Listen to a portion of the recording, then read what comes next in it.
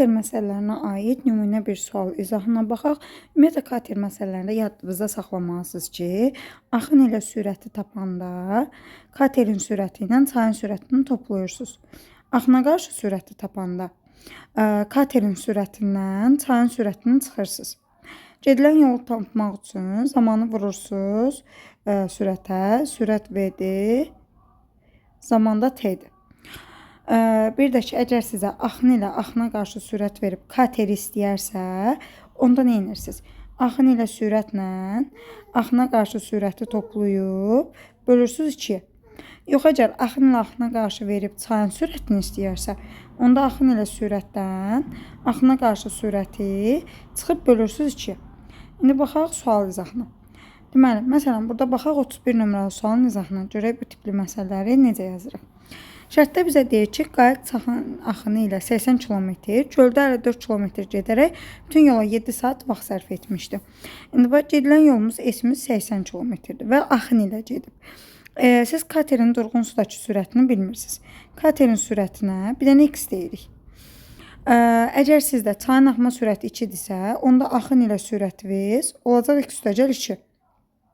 Zamanı tapmaq istəyirsə 80-i axın ilə sürətə, yəni X üstəgəl 2-yə bölürük. Daha sonra deyir ki, göldə 54 km gedərkən, göldə sizdə sadəcə katerin öz sürəti olur. Çünki gölün sürəti yoxdur. Ona görə yazırıq 54 bölünsün X. Obşada 7 saat vaxt sərf elədiyinə görə bərabər eləyirsiniz 7-yə. Buradan X-i tapırsınız. Əgər bu tipli misal ətraflıya düşərsə, bunu tam şəkildə ortaq məxrəzə gətirməlisiniz. Ortaq məxrəzimiz X vurulsun, X üstəgəl 2-dir. 80-i X-ə vuram, 80X. Üzərinə gəlsin 54X. Üzərinə gəlsin 108.